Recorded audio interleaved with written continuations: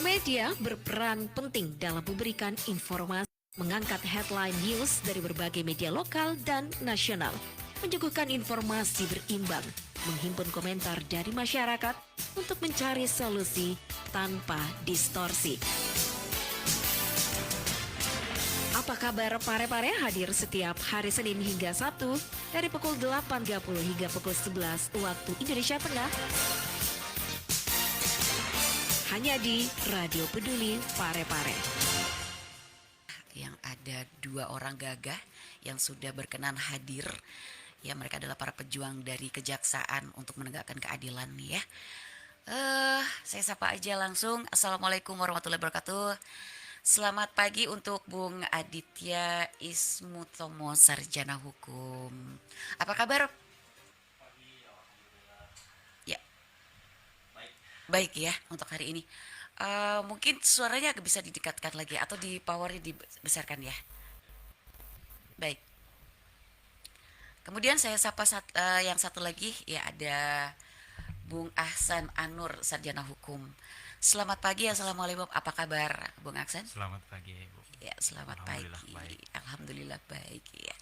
Kalau nggak baik, kabarnya tidak baik, tidak akan datang di sini ya, Bung.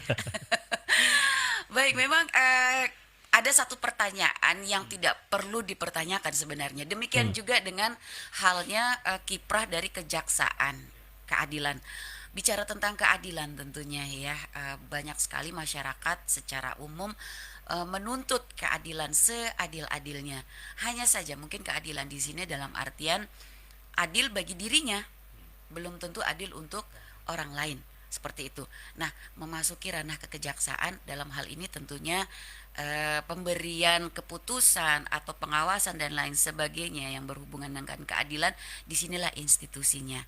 Kemudian saya ingin bertanya sama Bung Aditya. Temanya hari ini adalah peran kejaksaan dalam pencegahan dan pemberantasan tindak pidana narkotika di Kabupaten Sidenreng Rapang. Demikian.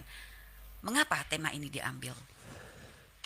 Salah satunya karena saya memang baru sekitar 6 bulan ya di Sidenreng Rapang. Tapi sebelum saya berangkat pun saya sudah diberitahu teman-teman bahwa peredaran sabu-sabu di Sidenreng Rapang nih mungkin bisa dibilang nomor satu di Sulawesi Selatan atau Sulawesi mungkin. Jadi memang salah satu concern dari kami di kejaksaan ini, selain sebagai penuntut umum dalam bidang penuntutan, saya rasa tidak akan selesai lah hanya ditindak, tapi memang perlu upaya pencegahan di sini. Karena itu salah satu bidang kejaksaan yaitu di bidang kami di intelijen punya tupoksi, salah satunya memberi penerangan hukum. Jadi dinilai perlu untuk memberi penerangan hukum kepada masyarakat mengenai bahaya dari narkotika ini. Begitu. Baik, jadi dalam hal ini ranahnya ranah hukum tindakan atau dan sosialisasi juga tentang tindakan dan sebab pencegahan. dari pencegahan ya. Tindakan saat kami dalam hal ini penanganan perkara narkotika itu menjadi penuntut umum, Penuntut di mana umum. penyidiknya ini bisa dari BNN ataupun dari rekan-rekan Polri. Di situ adalah dalam ranah tindakannya itu saat kami menyidangkan perkara narkotika. Tapi di pencegahan kami juga melakukan upaya pencegahan seperti sosialisasi, penerangan hukum, termasuk juga yang sedang kita lakukan saat ini, Jaksa Menyapa, memberi informasi ke masyarakat, seluruh lapisan masyarakat mengenai bahayanya narkotika serta tindak pidana yang mengancam. Baik, Sobat Peduli, Bung Aditya Ismutomo, Sarjana Hukum ini beliau adalah kasih intel Kejari Sidrap ya. Kemudian kalau untuk Bung Aksan adalah ASN sendiri dari Kejaksaan Republik Indonesia. Demikian. Ini berarti ada dua hal di sini ya. Iya. Dua hal internal kejaksaan itu sendiri. Kemudian hal yang kedua adalah bagaimana mensosialisasikan kepada masyarakat ya dalam hal penyalahgunaan narkoba itu sendiri. Apakah seperti itu, Bung Aditya? Iya, karena dalam penanganan narkotika kan tidak mungkin hanya dalam salah satu institusi ya, Bu ya. Contoh dalam penanganan perkara dari kepolisian melakukan penyelidikan dan penyidikan, menyerahkan berkas perkara ke kejaksaan, setelah itu kami limpahkan ke pengadilan melakukan persidangan. Baik. termasuk saat upaya pencegahan kami memang punya tupoksi untuk melakukan penerangan hukum. Program-programnya itu penerangan hukum, lalu jaksa menyapa di radio peduli saat ini, termasuk ada program jaksa masuk sekolah. Oh Iya, begitu. Jadi dimana kami jaksanya juga sekolah. ya Atau sudah bagaimana sekolah itu? dan masuk sekolah. Oh begitu. Jadi kami Iya. masuk ke mengadakan sosialisasi di sekolah-sekolah Iya. dengan berbagai tema yang berbeda, di Iya. mana salah satunya narkotika, karena remaja ini kan sasaran Yang empuk ya. empuk Empuk bagi sekali. bagi pengedar narkotika. Baik. Tapi tidak hanya itu, kami juga ada tim, salah satu bentuk upaya pemerintah saat ini kan membentuk pendirian dari Badan Narkotika Kabupaten, Baik. dan setahu saya tahun ini sudah mulai aktif, dan kemarin di sekitar 5 sekolah kami melakukan sosialisasi bersama dari BNK, dari direktur rumah sakitnya langsung turun, dan saya dari kejaksaan. Baik. Selain itu juga ada dari kepolisian. Kepolisian. Betul. Jadi semua instansi terkait ya. Iya. Kayaknya kalau dengar tuh horor banget ya yang turun nih kepolisian. Tapi mestinya masyarakat tidak perlu takut karena Enggak, apa? Kalau betul. memang mereka tidak menyalahgunakan, mereka tidak melakukan tindakan yang melanggar hukum, nggak perlu takut ya dalam Iya, hal betul ini begitu. Baik, saya mau beralih nih ke Bung Aksan ya. Kalau tadi kan banyak sekali nih Bung Aditya bercerita tentang sosialisasi, kemudian program-program yang masuk ke sekolah demikian. Nah, salah satunya program sosialisasi adalah jaksa menyapa dan jaksa Ya. sekolah tadi itu. Jaksa masuk sekolah. Jaksa masuk sekolah. Penyiar boleh nggak masuk sekolah dalam hal ini? Boleh, justru Boleh ya? Iya. di tempat dinas saya yang lama, kami ini saat program jaksa masuk sekolah bekerja sama dengan Kominfo. Baik. Oh, Jadi- luar biasa. Jadi di JMS itu kami juga live, dan Baik. itu bisa disiarkan di mungkin streamingnya Kominfo. Itulah yang mungkin sedang saya upayakan di sini. Oh, baik. Jadi tidak hanya di sekolah itu, bisa juga kami live supaya cakupannya lebih luas. Baik, oh ya baik. Terima kasih. Nanti saya mau sekolah, Bung Aditya. Ya. Baik, kemudian untuk Bung Aksan Anur ya, sarjana hukum. Kalau beliau tadi ini Bung Aditya adalah kasih intel Kejari Sidrap. Bung Aksan ini adalah seorang ASN Kejaksaan RI. Ya, tentunya dalam hal ini ada kesinambungan kerjasama antara kasih intel ya dengan Bung Aksan. Bisa di tema hari ini seperti ini. Apa koneksinya dengan kasih intel sendiri? Ya, Ibu. Kebetulan saya ini sebagai staf intelijen juga. Baik, Jadi sebagai staf intelijen saya harus memberikan suatu terobosan juga, baik, mengikuti apa arahan-arahan dari pimpinan saya, Baik. yaitu Bapak Adit selaku Kasih Intel. baik, Biasanya kebetulan di Sidrap ini hanya 2 orang staf intelijen. Oh, begitu. Jadi kami ini harus berbagi tugas Berbagi tugas. untuk memberikan penerangan hukum kepada masyarakat, baik di sekolah atau masyarakat itu tersendiri, memberikan upaya-upaya preventif, pencegahan kepada masyarakat. Pencegahannya pada masyarakat. Baik, ini kabupaten, bicara skup Kabupaten Sidrap ya, Sidrap itu lumayan luas dibanding meskipun Parepare ini kota, tapi kalau cakupan secara wilayah itu Kabupaten Sidrap lebih besar ya wilayahnya betul. dibanding kota Parepare. Nah, bagaimana dengan dua pejuang ini, dua satria ini yang menghadapi sedemikian luas wilayah cakupan itu berbagi tugas ya. Apa kendala yang dihadapi kebanyakan di sana? Dari internalnya sendiri adakah? Atau dari maksudnya dari cakupan masyarakat itu sendiri? Boleh? Bisa Boleh. Silakan. saya jawab ya. Bung Adit. Karena memang iya betul kata Ibu tadi, Sidrap itu luas, Bu. Ya. Luas sekali. Dan salah satu yang kendala kalau di dalam alhamdulillah nggak ada, Bu. Internalnya Jadi, sendiri tidak ada ya? alhamdulillah nggak ada. Jadi Baik. dengan segala keterbatasan yang ada, makanya kami juga Baik. kepolisian itu memang upaya pencegahan inilah yang kami upayakan, karena memang jadi upaya pencegahan diutamakan karena Sidrap ini kan termasuk Baik, bicara tentang Sidrap ya, luas dari Kabupaten Sidrap itu sendiri dengan Kota Parepare ada perbandingannya. Kita akan kembali dulu Sobat Peduli ya setelah yang satu ini supaya nanti Sobat Pedulinya penasaran apa sih gitu kan, apa sih kendalanya gitu Bung Aditya, Bung Aksan. Baik Sobat Peduli, masih bersama 96.9 saya Raisya Elno hingga pukul 11 nanti dan talkshow kita hingga pukul 10. Tetaplah bersama saya dan Anda bisa bergabung di 0811459969. Mari kenalan lebih dekat dengan kami. Klik tombol like di Facebook fanpage Radio Peduli 96,9 FM dan live streaming di rpp.pareparekota.go.id atau dengarkan kita juga melalui aplikasi RDO. Download aplikasinya di Play Store secara gratis. 96,9 FM Radio Peduli Parepare. Informasi sehat dan cerdas.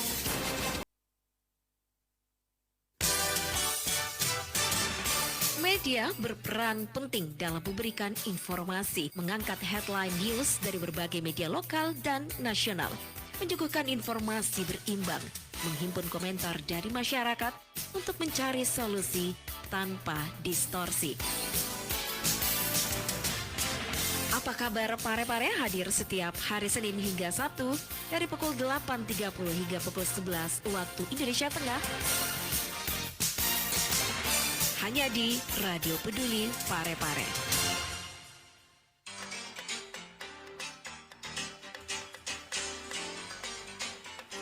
Baik Sobat Peduli, tadi udah kita dengarkan ya satu buah lagu dari J. Harris, My Hero. Ya seperti My Hero ada orang ya yang sudah hadir di studio kita ya dari Kejaksaan. Mereka adalah para satria, para pejuang yang bagaimana masyarakat ini menjadi takum ya, taat hukum maksudnya. Bagaimana dalam hal juga mensosialisasikan kepada masyarakat ya, jangan sampai ada penyalahgunaan narkoba atau narkotika ya. Hal ini karena tindak pidana murni. Baik, peran kejaksaan dalam pencegahan dan pemberantasan tindak pidana narkotika diawali di Kabupaten Sidendeng Rapang ya Sobat Peduli di program acara Jaksa Menyapa. Baik, sudah ada ya tadi Bung Aditya Ismutomo Sarjana Hukum bersama Bung Ahsan Anur Sarjana Hukum selaku staf Intel Kejari Sidrap dan Bung Aditya Ismutomo Sarjana Hukum adalah Kasih Intel Kejari Sidrap. Baik, tadi kita sudah sampai bicara tentang luas wilayah ya, perbandingan luas wilayah dari Kabupaten Sidrap. Betul, memang Kabupaten Sidrap adalah sebuah kabupaten dan Parepare ini wali kota ya. Cuman cakupannya memang lebih banyak Sidendreng. Nah, dalam hal penanganan kesehariannya bagaimana nih Bung Aditya? Dalam penanganan seharian perkara narkotika? Atau? Iya, tadi perbandingan kita sempat jeda, sebelum jeda kita sempat bicara tentang perbandingan antara luas daerah ya. Kendalanya apa? Kemudian bagaimana? Kan selama 6 bulan ini otomatis sudah ada survei nih Bung Aditya ya, silakan. Jadi memang salah satu kendala itu tadi, luas wilayah itu menjadi salah satu kendala bagi kami di sini, di khususnya Kejaksaan Negeri Sidrap ya, dengan anggota terbatas. Memang kita nggak bisa untuk mengcover semua wilayah, termasuk dari teman-teman kepolisian, karena memang untuk dalam ranah penindakan, penangkapan itu memang didahului oleh rekan-rekan dari kepolisian. Jadi kejaksaan dalam hal ini dalam hal penindakan perkara itu baru berwenang saat menerima berkas perkara. Sudah ada P21 seperti itu? SPDP dulu. SPDP. SPDP baru pengiriman berkas perkara. Dari penerimaan SPDP itulah kami terbitkan surat perintah untuk penunjukan jasa peneliti. Baik. Disitulah kami mulai memiliki kewenangan untuk menanyakan berkas perkara, menerima berkas perkara, meneliti dan sebagainya, hingga kemudian kami nyatakan lengkap, limpah ke pengadilan, sidang. Baik. Tapi memang itu kan bidang pidana umum ya. Iya. Karena itu memang saya selaku Kasih Intel memang melakukan kontrol juga ke internal kantor, dan alhamdulillah memang kebetulan Kasih Pidumnya ini berbarengan dengan saya dilantiknya. Oh gitu ya, 6 bulan yang lalu. Iya betul. Jadi baik. kami memang sudah sudah dengan Kasih Pidum ini memang sadar betul lah saat datang Sidrap peredaran narkotika terutama sabu ya. Kalau ganja memang tidak terlalu, sabu memang luar biasa sekali. Jadi kita memang sebelum kita lihat keluar ya kita lihat ke dalam dulu seperti apa kita. Nggak mungkin di dalam kita nggak bersih kita bisa sukses kan gitu. Betul sekali. Tapi memang dari pimpinan kami di pusat juga dalam penanganan tindak pidana narkotika ini, perkara tindak pidana narkotika ini sudah ada surat edarannya yang terbaru lah untuk pedoman tuntutan. Jadi di pedoman tuntutan itu adalah seperti acuan lah bagaimana kami melakukan tuntutan dalam perkara narkotika. Memang fungsinya untuk meminimalisir adanya oknum-oknum nakal memang. Betul. Ya, jadi nggak akan bisa lepas itu. Jadi dalam melaksanakan penuntutan itu kami tidak akan lepas atau keluar dari pedoman tersebut. Baik. Karena nanti pertanggungjawabannya kan kami juga laporkan ke pimpinan, kita juga pasang di di CMS kami, namanya itu seperti monitoring sistem penanganan perkara itu ada. Jadi insya Allah lah dengan upaya yang kami lakukan di Sidrap, lalu dengan adanya pedoman tuntutan dari pimpinan, paling tidak nggak ada lagi lah yang oknum-oknum yang seperti itu. Minimalisirnya ada. Iya. Yang tadinya 10 jadi 1 gitu mungkin. Karena kayak gitu kan nggak ketahuan ya. Nggak kadang. ketahuan ya, Jadi betul. saya sih sependapat dengan pimpinan kami di pusat, memang kalau dengan adanya pedoman surat tuntutan itu kan nggak akan bisa lepas. Jadi memang Baik. di surat pedoman tuntutan itu ditentukan dengan berat barang bukti sekian, itu nanti dengan pasal sekian kenanya Baik. acuan tuntutannya sekian. Jadi memang sudah tidak akan bisa lepas dari situ. Baik. Itu langkah di dalamnya.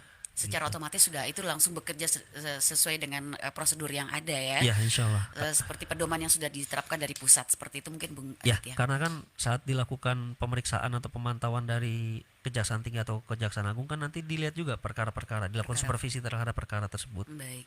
Nanti dicocokinya dengan surat edaran yang sudah dikeluarkan. Baik.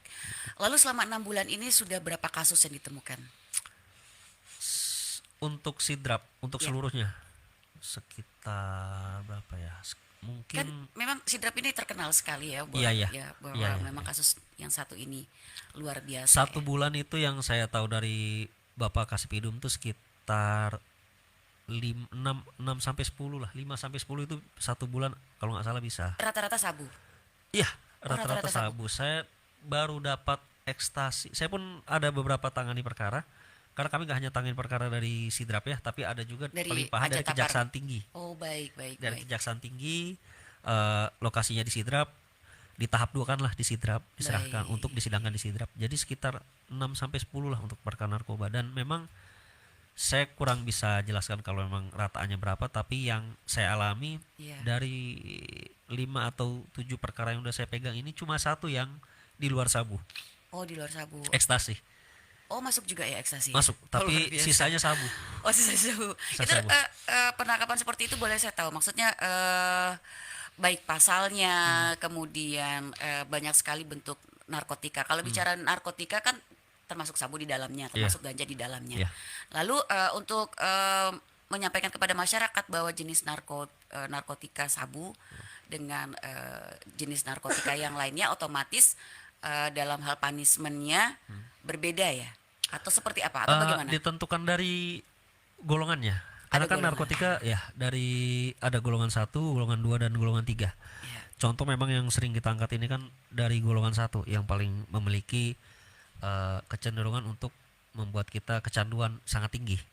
Apa itu, Bung? Contohnya ya sabu, Sabu. ganja, ekstasi, dan itu memang sama sekali tidak boleh digunakan, entah itu untuk kepentingan medis. Jadi hanya boleh digunakan untuk sains kalau saya tidak salah. Sains ya. Baru di golongan 2 itu boleh digunakan untuk kepentingan medis. Contohnya morfin. Makanya kadang kita dibius. Iya, betul. Nah, saat Di itu anestesi ya? Iya, di anestesi. Itu kegunaannya untuk obat bius biasanya. Baik. Dan berbeda golongan 1 dengan golongan 2 itu berbeda. Contoh kita ambil golongan 1 pun nggak semuanya sama, Bu. Jadi contoh Baik. sabu ada pengguna beda, menyimpan atau memiliki beda, Baik. lalu pengedar juga beda. Pedagang asongan juga beda ya? Beda. Beda dari biasanya. Pedagang asongan gitu kan. Ya, saya menyebutkan pedagang asongan karena saya tuh dengar-dengar juga di lapangan seperti itu ya dari hasil. Baik. Kalau tadi penggolongannya itu psikotropika ya. Jadi ada golongan 1, golongan 2, kemudian ada golongan 3. 3 golongan ya Bung Adit ya. Golongan pertama itu tadi kayaknya saya dengarnya tuh horor-horor banget gitu kan, sabu, Iya. kemudian ekstasi, ganja masuk golongan situ ya. Masuk. Kemudian kalau yang seperti morfin, kemudian apa namanya? Itu di golongan 2 kebetulan. Golongan 2 ya. Contohnya ekgonina, Morfin. metobromida dan morfin. Morfin itu di golongan ya. 2, Itu ya. morfin yang disuntik ya? Atau yang dihirup itu? Saya lihat-lihat di film-film soalnya. Setahu saya disuntik, setahu saya. Disuntik Karena juga yang dihirup ya. itu seingat saya sabu atau sabu kalau nggak salah. Sabu ya. Sabu. Putau, sabu, putau. putau. Iya. Oh, baik, baik, baik. Kemudian jenis yang ketiga? Itu narkotika golongan 3 tuh contohnya kodeina, propiram itu efek ketergantungannya rendah. Kayak Rendah sekali. nipam gitu apa itu? Apakah dia masuk juga? Nipam seingat saya itu golongan 3 ya. Oh, masih Seingat saya. Baik.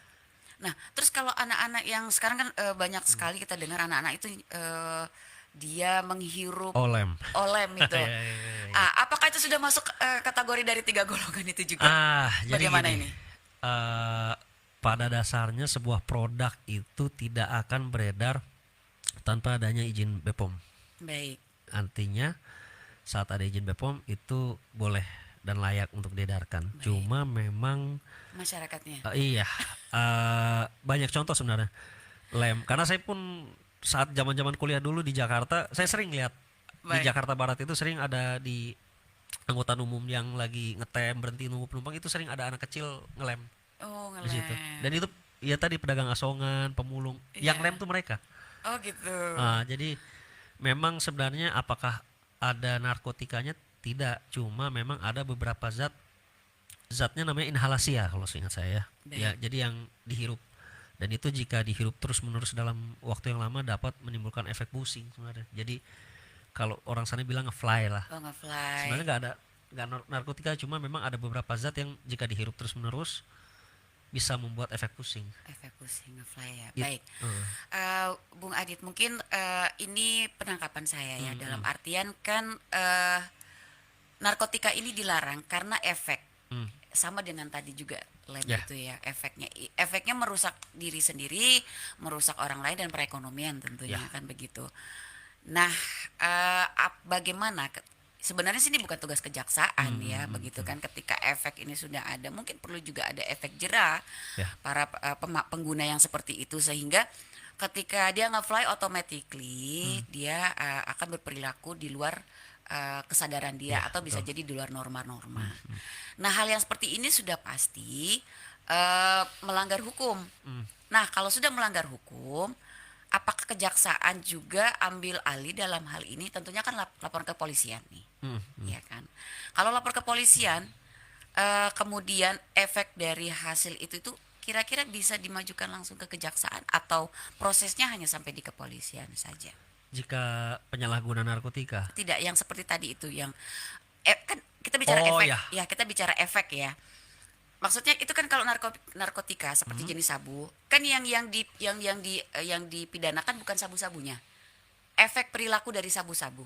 Oh enggak, sorry. Bagaimana? Yang dipidanakan terkait penggunaan terhadap sabu-sabu itu. Penggunaannya ya. Iya, bukan Oh, dari baik. misalnya saat dia pakai sabu terus dia nggak sadar terus dia melakukan tindakan, bukan itu. Bukan itu ya. Bukan. Oh, Tapi kalaupun terjadi ya Baik. bisa juga. Bisa Contohnya juga, ya. dulu di Jakarta yang ada perempuan tabrak beruntun sampai berapa korban jiwa dan Meninggal. ternyata ya itu kan ternyata dia konsumsi narkotika juga. baik. Jadi saat disidangkan itu dia didakwakan dengan tindak pidana narkotika dan kelalaian dalam mengemudi. Oh, baik. Ah. Itu gimana kasusnya? Oh, nanti kita bicarakan itu. Baik, bicara tentang jenis narkotika 1, 2, dan 3. Mungkin bisa disampaikan kepada masyarakat sebagai education ke mereka. Ya. Apa sih pasal-pasalnya, kemudian hukumannya, bedanya kalau seandainya seorang pemakai, kemudian pemakai dan penjual, pengedar, dan lain sebagainya. Jadi saya titik beratkan pada narkotika golongan 1 mungkin Ibu ya, karena itu yang paling banyak beredar di sini. Silakan. Contoh itu di pasal 114 itu bagi pengedar narkotika, entah itu jual, membeli, menjadi perantara dalam jual beli, menerima, menyerahkan itu ada ancaman hukumannya di pasal 114 ayat 1. Itu khusus terhadap narkotika golongan 1 ya Bu ya. Baik yang tanaman ataupun bukan tanaman itu di ayat 1 ancamannya itu sampai minimal 5 tahun, Minimal maksimal 20 tahun. Itu untuk Itu untuk pasal 114. pengguna. Bukan, pengedar. Pengedar ya. Ya. Pengedar dalam skala kecil kan beda itu katanya kalau sekian gram dengan 1 kilo katanya juga tuntutannya berbeda atau bagaimana? Iya, itu dia yang tadi saya sampaikan mengenai pedoman tuntutan. Itu terkait nanti dengan pedoman tuntutan. Oh, masuk Karena ke dalam sana pedoman ranah tuntutan sana. itu Baik, ya, ya. kami juga ada, oh ini ayat dengan berat BB-nya sekian, BB, barang bukti. tuntutan sekian, BB sekian, tuntutan sekian. Jadi beda, nggak yang dipukul rata antara pengedar dengan BB 1 kilo atau yang Sampai hanya ke 1 hukuman gram. mati itu ya. Iya, betul. Oh, baik. betul, Kalau hukuman betul. mati itu sampai ranah berapa kilo itu, Bung Adit? Setahu saya itu 5 atau 10 kilo ke atas, tergantung juga apakah itu yang eh, bukan tanaman atau tanaman. Oh, baik. Iya, iya, iya. Lalu kalau kita bicara tadi pasal maksudnya narkotika 1 yang kita bahas ya, kemudian itu untuk pedagang ya, apa pengedar ya. Pengedar. Saya dari tadi pedagang-pedagang terus sih soalnya. Mungkin saya lihat ada paket kotak jadinya. Aduh. Iya, ya baik pengedar. Baik. Lalu kalau pengedar pemakai itu seperti apa dan pengedar pun dia kan bermainnya pun seperti MLM, dia ada Iya, merekrut dan iya. merekrut. Nah, seperti itu. Bagaimana ketika hal ini dikelola oleh kejaksaan itu sendiri seperti apa? Jadi begini, mungkin saya jelaskan dulu Ya. modusnya pengedar ini kan kenapa kami sering mengadakan sosialisasi di sekolah. Iya. Sasarannya anak sekolah. Biasanya mereka itu melakukan pendekatan lalu akan kasih secara percuma. Biasanya percuma dulu, gratis. Gratis. Ayo coba. Setelah dicoba, mulai merasakan ketagihan, minta lagi, masih dikasih. Biasanya 2-3 kali itu masih dikasih gratis. Oh, begitu. Ya, strategi seperti itu. Tapi begitu sudah 3 kali atau berapa kali, dia akan minta bayar. Minta narkotika, dia mau bayar dulu. Tapi begitu nanti anak ini tidak atau korban ini tidak bisa bayar, dia suruhlah jadi kurir. Biasanya modusnya baik. seperti itu urutannya. Jadi kurir, ya udah kalau kau mau narkotika ini antar dulu ini ke sana, antar aja. Nanti saya kasih. Gratis. Ya. Kalau memang karena dia tidak bisa bayar, dia Baik. suruh jadi kurir. Itu jadi urutannya dan memang dalam penanganan tadi kan disampaikan adakah pengguna, pemakai. Biasanya pengguna juga ada yang biasanya pengedar juga ada yang pakai. Iya. Tapi saat melakukan penangkapan, pengungkapan perkara ini kan nanti kita lihat faktanya seperti apa. Biasanya pengguna pengedar walaupun dia sebagai pemakai juga, kalau BB-nya yang ketemu itu banyak, ya biasanya dikenakannya sebagai pengedar. Karena nggak mungkin dia hanya mau konsumsi tapi dia punyanya sampai 10 gram, 5 gram, itu nggak mungkin itu. Baik, iya. Iya. Saya banyak mendengar di lapangan kejadian ya bahwa beda itu pengguna. Kalau pengguna dia dibina katanya ya, tidak dijatuhkan hukuman. Dan saya banyak sekali mendengar di beberapa ya selentingan, konon kabarnya ketika tertangkap tangan BB ada, itu dilarikan ke ranah pemakai. Sehingga lari undang-undangnya itu dia dibina. Apakah seperti itu? Jadi gini, kalimat dibina sebenarnya mungkin lebih tepatnya ke rehabilitasi ya. Direhab, Rehabilitasi, setahu saya mungkin ini ranah penyidikan sebenarnya ya. Baik. Tapi saya coba jawab. Jadi saat seorang pelaku ditangkap, itu biasanya akan dilihat dulu, dites dulu urinnya, dilihat dulu ada barang buktinya seperti apa. Jadi saya rasa rekan-rekan penyidik dari kepolisian juga saat menangkap seorang yang terduga memiliki atau menggunakan narkotika juga kecil kemungkinannya kalau BB ada 5 gram, 1 gram, Baik. tapi dia bilang hanya pemakai, kan Pemakai tidak sudah mungkin. pasti penyidik juga sudah pandai lah, Betul sekali. sudah paham yang seperti itu. Baik. Tapi sekiranya BB yang ditemukan hanya sedikit, biasanya disitulah mengarah, oh ini sepertinya hanya sebagai Pemakai. pemakai, Baik. penyalahguna sebutannya. Baik. Gitu. Nanti juga biasanya itu dalam beberapa kasus tertentu dilakukan dalam beberapa kasus tertentu biasanya dilakukan pengembangan. Nanti dapat dari mana ini Pengembangan barang. kasus. Iya. Baik. Nanti itulah yang akan jadi arah modal dari penyidik untuk coba menemukan alur jual belinya ini seperti apa. Oh, baik. Seperti itu. Jadi baik bagi adik-adik kita, anak-anak kita yang ada di khususnya para pelajar ya. Jangan mudah maksudnya diiming-iming seperti yuk kita Iya, coba-coba. iya. Jangan Karena sekali-kali itu modusnya coba-coba. seperti itu. Eh, Dikasih udah. gratis dulu. Dikasih gratis dulu. Baik Bung Adit dan juga Bung Aksan, nanti saya akan bertanya sama Bung Aksan ya. Kan selama 6 bulan ini mendampingi beliau ini, Bung Aksan mendampingi Bung Adit selaku kasih Intel Kajari ya. Nanti sebelum ada kesimpulan, saya minta kesimpulan dari Bung Adit. Kemudian apa sih suka dukanya mendampingi? Banyak dukanya. Banyak dukanya ya gitu kan. Ya baik Sobat Peduli dan Bung Adit yang ada di studio dan juga Bung Aksan, kita dengarkan dulu. Saya ingin bergabung dengan rekan Sundari Amin. Tepat pukul 10 akan memberikan berita dan informasi di lintas berita sekitar Kota Parepare dan sekitarnya. Baik Sobat Peduli, tetaplah bersama saya Raisya Eno di Apa Kabar Parepare dan bersama Bung Aditya Ismutomo dan Bung Aksan Anur Sarjana Hukum selaku kasih Intel Kajari Sidrap. Tetaplah bersama 96.9. Saya Raisya Eno.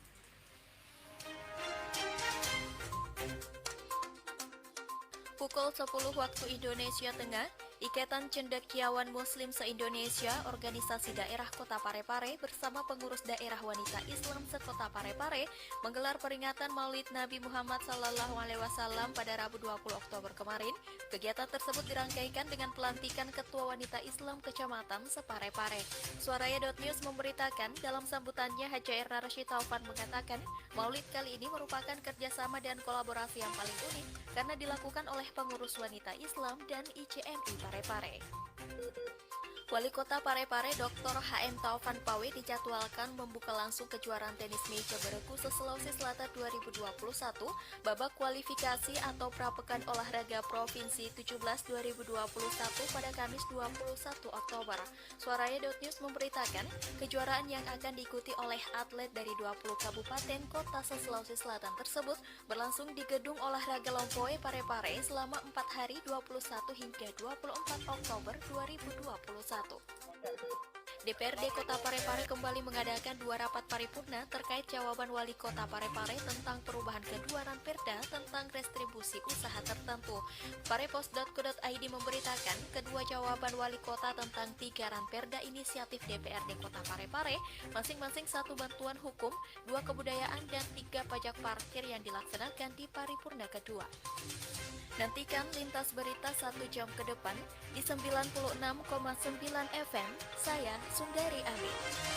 Pendengar, mari kenalan lebih dekat dengan kami. Klik tombol like di Facebook fanpage Radio Peduli 96,9 FM dan live streaming di rpp.pareparekota.go.id atau dengarkan kita juga melalui aplikasi RDio. Download aplikasinya di Play Store secara gratis. Ini sudah kita dengarkan bersama tadi ya rekan saya Sundari Amin yang menyampaikan informasi seputar Kota Parepare dan sekitarnya di lintas berita pukul 10 tepat waktu Indonesia bagian tengah. Dan Sobat Peduli, di sesi terakhir kita ya perbincangan tentang jaksa menyapa, di mana tadi tema atau pokok pembahasan peran kejaksaan dalam pencegahan dan pemberantasan tindak pidana narkotika di Kabupaten Sidenreng Rapang. Dan narasumber kita 2 satria yang gagah ini ya adalah Bung Aditya Ismutomo Sarjana Hukum dan Bung Ahsan Anur Sarjana Hukum. Beliau adalah Bung Aditya adalah kasih Intel Kejari Sidrap dan didampingi oleh staf Intel Kejari Sidrap. Baik, di sesi terakhir terima kasih Bung Aditya dan Bung Ahsan juga yang sudah berkenan hadir di studio RPP Radio Peduli Parepare. Dan di sesi terakhir ini saya ingin bertanya. Mungkin sesi ini deg-degan, enggak juga ya. Disinilah terlihat ya betapa mesranya seorang seorang pimpinan terhadap pendamping atau stafnya, sebaliknya ya. Nah kalau saya lihat seperti ini mesra sekali ya, sama-sama muda soalnya. Ternyata siapa bilang bahwa kejaksaan itu adalah institusi yang menakutkan ya, Iya, seperti itu. Memang kita bisa tertawa bersama sepanjang kita tidak melakukan kesalahan atau Betul pelanggaran sekali. hukum, gitu kan. Jaksa juga manusia biasa. Gitu. Baik, Bung Aksan, bagaimana? Adakah yang mau disampaikan selama sebulan ya mendampingi sosok dari ini? Nggak apa-apa dikupas tuntas nih kayaknya. Kok wajahnya Bebas. merah kuning hijau ini Bung Adit. Ya, nanti saya akan ke Bung Adit ya kesimpulan dari semua ini untuk Oke, ajakan oke. penuh. Silakan, Bung Aksan. Bagaimana selama kendalanya apa di lapangan ketika mendampingi sosok Bung Aditya selaku pimpinannya? Ya, selama sebulan ini ya terus terang saya masih belajar sebetulnya. Baik, Bapak Adit ini masih baru juga di kejaksaan. Saya masih lebih baru lagi. lebih baru lagi. Khususnya di intelijen. Mendampingi Bapak Adit ini ya sangat mudah Ibu, karena Bapak Adit ini orangnya baik, Baik, toleran. betul. Iya. Murah senyum, Murah senyum. ya. Tapi tatapan matanya tajam. Kamu macam-macam. Nah. Udah saya kasih sarapan loh tadi, makanya reaksi bagus. Ya baik, jadi adalah sosok yang baik ya, kemudian murah senyum gitu ya. Kendalanya ya kembali ke saya, bagaimana bisa memberikan yang terbaik kepada Bapak Adit ini. Begitu ya, bagaimana menjadi pendamping yang baik ya. Pendamping yang baik. Baik, terima kasih Bang Aksa. Selamat ya, mudah-mudahan terus setia ya, terutama mengabdi kepada negara, mendampingi sosok Bung Aditya Ismutomo ini ya dalam melaksanakan tugasnya di Sidenreng Rapang nanti. Baik, terima kasih Bang Aksan, sukses selalu ya sudah hadir di studio Radio Peduli Parepare. Baik, saya mau beralih ke Bung Aditya yang Oke. murah senyum dengan tatapan mata yang tajam. Amin. Ya. Apa kesimpulannya dari semua tema tadi yang sudah disampaikan dan himbauan kepada masyarakat? Silakan. Kesimpulannya ya tadi sudah disampaikan lah, ada beberapa pasal yang dapat menjadi ancaman pidana Baik, di undang-undang narkotika ini. Kita sudah bahas, kalau kita bahas kesehatan banyak lah, sampai kematian segala macam. Jadi di sini saya minta masyarakat paham lah, paling tidak paham atau paling tidak takut dengan ancamannya dulu lah baik, sebelum coba-coba, karena efeknya ini endingnya bukan ke diri sendiri saja, betul, tapi ke keluarga, betul. ekonomi tadi disampaikan, sama ya masa depan gitu. Karena tapi di satu sisi pun saya juga nggak mau semacam menjadi orang yang selalu menakut-nakuti dengan pasal ancaman, tidak lah, karena saya juga sebenarnya lebih suka masyarakat itu sadar dengan bahaya terhadap kesehatan dan keluarga lah daripada ancaman pidana. Karena Betul. mau tidak mau seperti apapun cara dari aparat penegak hukum atau pemerintah dalam melaksanakan pemberantasan atau pencegahan, tetap endingnya kembali lagi kepada diri sendiri semua. Betul. Jadi harus ada kesadaran diri tentang apa ancaman dan bahayanya.